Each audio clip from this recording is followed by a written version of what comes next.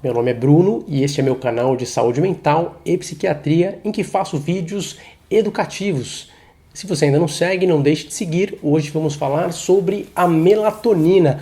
Melatonina que é um hormônio e, é claro, muito conhecida pelos suplementos que são aí vendidos em vários países. Aqui no Brasil muita gente importa ou manda manipular em farmácias com receita médica e muita gente, é claro, precisa de um remédio para ajustar o sono, ainda que por um curto tempo seria o mais adequado, e a melatonina pode ter este papel, ela pode ter esta função em algumas situações que eu vou discutir mais adiante. No entanto, claro, vamos falar também que o uso pode ser inapropriado em algumas circunstâncias. Existe, é claro, uma indústria muitas vezes por trás, dezenas de marcas que vendem esses suplementos e muita gente até mesmo chega a ofertar, dar para crianças tomar sem que exista um diagnóstico, uma necessidade, e é isso que eu quero trazer para vocês hoje. É claro que conquistar uma noite de sono boa, estar bem descansado, estar disposto no dia seguinte é muito legal, é muito importante, mas você também não vai querer tomar um remédio que vai te fazer gastar dinheiro e talvez até colocar a sua saúde em risco em algumas circunstâncias. E eu falo aqui remédio sim, porque embora muitos digam que a melatonina é natural, é importante que vocês saibam que às vezes alguns suplementos têm até 100 vezes a quantidade que o nosso organismo produz em um dia. É isso mesmo, em geral os suplementos têm uma quantidade de melatonina muito maior do que aquela que o nosso organismo produz durante toda a noite de sono. Então é muito importante que a gente entenda que não deve tomar a melatonina quando não funciona esse remédio. Também vou hoje falar das doses, como ela atua no sistema nervoso central, quais os possíveis efeitos colaterais, os riscos, benefícios e precauções que você deve conhecer. Primeiramente, eu quero aqui ressaltar que a melatonina é encontrada em diversos países, destacaria países da Europa e os Estados Unidos, um país em que ela é mais utilizada, inclusive. Existem dezenas de marcas sendo comercializadas, mas aqui no Brasil a Anvisa não autoriza a venda desses suplementos. Apenas pode ser importado com receita médica ou também com receita feito em farmácia de manipulação. Nos Estados Unidos, dezenas de marcas estão à disposição nas farmácias e encontra-se com muita facilidade. É um suplemento que muita gente toma por lá e as doses mais encontradas são as de 0,5 miligrama, 2 miligramas, 3, 5 e 10 miligramas. Isso é bastante coisa. O nosso corpo libera, em geral, cerca de 0,1 miligrama por noite de sono em média. Ou seja, a de 10 miligramas tem 100 vezes mais do que normalmente o nosso corpo libera. A de 5, 50 vezes mais. E mesmo a de 0,5, que é a menor, 5 vezes mais em média o que o nosso corpo libera em uma noite de sono. Ou seja, estamos falando de um suplemento, mas na verdade não deixa de ser como um remédio, porque é uma dose muito maior daquilo que é fisiológico dentro do nosso funcionamento orgânico habitual. Eu disse que o nosso corpo fabrica sim a melatonina, ela é um hormônio super importante no nosso ritmo circadiano, ou seja, o nosso ritmo de sono e vigília está diretamente relacionado com a produção de melatonina. Ela começa a ser produzida no entardecer, atingindo seu pico no meio da madrugada e caindo na segunda parte da noite. Então todos nós temos essa produção natural deste pico de melatonina que é secretado no nosso corpo pela glândula pineal. E de modo que a luz que nós recebemos, seja luz natural ou luz até mesmo artificial, tenda a inibir a produção da melatonina.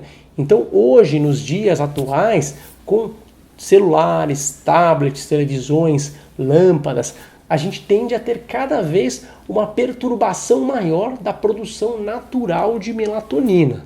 Com isso, a programação do nosso relógio biológico tende a ficar prejudicada. Quando a gente toma o suplemento de melatonina, a ideia é ajudar a regular um pouquinho esse relógio, além, é claro, de um efeito sedativo que a substância tem quando entra em contato com os receptores no nosso cérebro.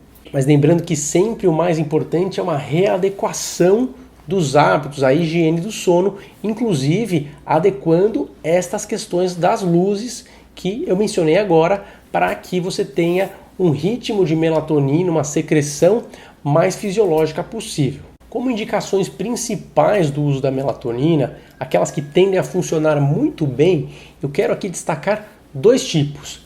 A insônia primária em idosos, principalmente acima de 55 anos de idade e que tenham insônia não relacionada a outras causas, como depressão e ansiedade. Tá? Então, insônia primária acima de 55 anos tende a ser uma boa indicação. Na terceira idade, a secreção de melatonina cai, a glândula pineal tende a trabalhar de maneira mais lenta e, por isso, os suplementos podem ajudar um pouco mais na terceira idade. No entanto, eu também destacaria a insônia em pessoas que passam por jet lag, ou seja, viagens entre fusos horários, pessoas que sofrem, principalmente profissionais de aviação, mas também pessoas que viajam muito a trabalho e que tendem a ter dificuldade de se adaptar em diferentes fusos horários, especialmente quando existe mais do que 5 fusos horários. Ela tende a ajudar bastante a reprogramar o relógio biológico. Mas claro, em geral, viagens de distância menor, por exemplo, aqui na América do Sul, ou até mesmo na costa leste americana, ou quem sabe aqui mesmo pelo Brasil, não tendem a trazer grande benefício, é claro, porque não se cruzam muitos fusos horários, ao contrário aí de viagens para a costa oeste dos Estados Unidos ou para a Europa e Ásia. Em geral, a gente precisa de um dia para se adaptar a cada fuso horário. Se a gente viaja 5 fusos horários, a gente precisaria de 5 dias para se adequar àquele novo local. No entanto, com a melatonina isso pode acontecer de maneira mais rápida, evitando aí o desconforto intenso que o jet lag pode trazer. Gostaria também de ressaltar aqui pessoas que trabalham em turnos alternados, né? Pessoas como porteiros, plantonistas, médicos, enfermeiros, pessoas que trabalham em turnos trocados, né? Trocam o dia pela noite com muita frequência ao longo da semana, que também podem se beneficiar da melatonina para regrar aí o relógio biológico de uma maneira bastante interessante. É muito importante ressaltar que a melatonina não tende a trazer benefício em insônia ligada à depressão, ligada à síndrome do pânico, ligada à ansiedade, ligada à esquizofrenia, ligada a transtorno bipolar. Estes quadros psiquiátricos que podem cursar com insônia não tendem a se beneficiar da melatonina, tá? Então é importante reservar apenas para essas situações pontuais que eu falei aqui o uso da melatonina, para que você não corra um risco desnecessário de efeitos colaterais sem uma chance concreta e realmente documentada cientificamente de ter benefício. Lembrando aqui que é um suplemento recomendado para uso em geral até 12 semanas, com mais estudos. Não acredita-se ser muito perigoso o uso por mais tempo, mas não existem tantos estudos assim para o uso prolongado. Então a gente recomenda sempre a higiene do sono e o uso por curto período, a dose a partir de 2 mg para insônia primária acima dos 55 anos e de 0,5 mg até 5 mg para pessoas que sofrem de jet lag. E quais são os efeitos que se espera quando se toma melatonina? Bom, primeiramente é uma substância que tende a atingir o pico em torno de 45 minutos após a tomada. Recomenda-se aí tomar 1 a 2 horas antes de dormir. Ela tem uma metabolização pelo organismo muito rápida, então em cerca de 30 minutos ela já pode começar a ser eliminada pelo organismo com uma boa velocidade. Por isso, as cápsulas de melhor qualidade são aquelas que liberam lentamente a melatonina. Até as cápsulas de liberação controlada são as de melhor qualidade para que tenha o melhor resultado. Então a gente recomenda esse uso 1 a 2 horas antes, com o objetivo de melhorar o aprofundamento do sono, tá? De uma indução de sono mais rápida e, evidentemente, uma sensação subjetiva de sono mais reparador, levando a maior disposição no dia seguinte, sem atrapalhar o alerta, né? Sem a pessoa ficar sonolenta no dia seguinte. Então esses são os efeitos desejados, esperados, quando a gente usa a melatonina. Outras situações em que a melatonina vem sendo estudada, tá? O autismo tem mostrado aí estudos interessantes. Pessoas com autismo podem ter um benefício na regulação do sono. Também crianças e adolescentes que fazem tratamento para déficit de atenção e hiperatividade podem ter ganhos com o uso da melatonina. Então não é o uso para todas as crianças, né? O ideal, crianças, é a educação do sono, higiene do sono, evitar celulares, tablets, mas as crianças que tenham déficit de atenção, sim, poderiam aí se beneficiar com o respaldo aí de alguns estudos que já foram feitos para esses pacientes. Pessoas que sofrem de cegueira, tá? Por quê? Porque sem a retina íntegra, né, a pessoa não consegue regular a produção da melatonina. Então pessoas cegas podem também, claro, se beneficiar da melatonina. Também pessoas vespertinas, né, pessoas que rendem muito no fim do dia e que tendem a ficar muito alertas no fim do dia e muito sonolentas e indispostas pela manhã, podem ter uma regulação mais vantajosa, mas claro que isso precisa de mais estudos, sim. Uma indicação interessante são os quadros de confusão em idosos, tá? Principalmente idosos internados em clínicas, hospitais que têm confusão mental. Estudos mostram benefícios interessantes do uso da melatonina para esses pacientes que sofrem de desorientação temporal, né? Outros quadros como fibromialgia, enxaqueca, prevenção de câncer, outros quadros estão sendo estudados. Então é claro que é possível que ela atue em várias outras funções do nosso organismo, por exemplo, imunidade, inflamação, regeneração celular. No entanto, é algo que precisa ser estudado antes de uma indicação médica para essas finalidades. Os efeitos colaterais mais comuns que vemos com a melatonina. Bom, vamos lá. Dores. Existem pessoas que têm dores de cabeça, também dores nas articulações e dores no corpo, tá? São quadros que podem acontecer com certa frequência. Além disso, a agitação é um sintoma que pode ser observado com certa frequência e também fadiga, cansaço, pode ser relatado por muitas pessoas. Podemos citar também quadros de inflamação na laringe, né? Na garganta, pessoas que ficam com a garganta irritada pelo uso da melatonina, isso não é raro. Outros efeitos menos comuns também são reportados, diversos outros, tá? Mas a gente poderia citar aqui agitação em crianças, pesadelos, sonhos noturnos vívidos, alterações de colesterol, alterações de enzimas hepáticas, alterações de sódio, potássio, cálcio, alterações de peso, alterações da pressão arterial.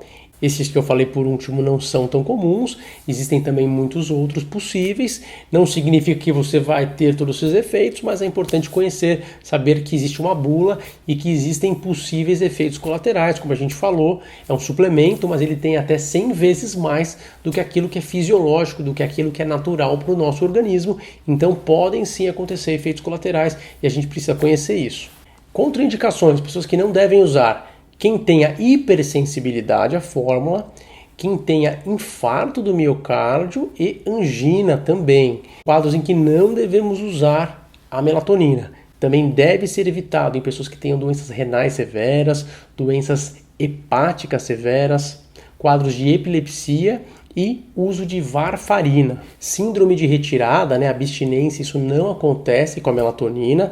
Você pode tomar aí por vários meses e parar, não vai ter nenhum mal-estar pela parada, até por ser um hormônio que ele é rapidamente metabolizado pelo organismo, nós já estamos acostumados a esse processo e não temos nenhum tipo de sintoma de abstinência. Não é um remédio seguro para ser usado na gravidez, é um remédio que não deve ser usado na amamentação, porque ele passa pelo bebê e não existem estudos aí que mostrem segurança.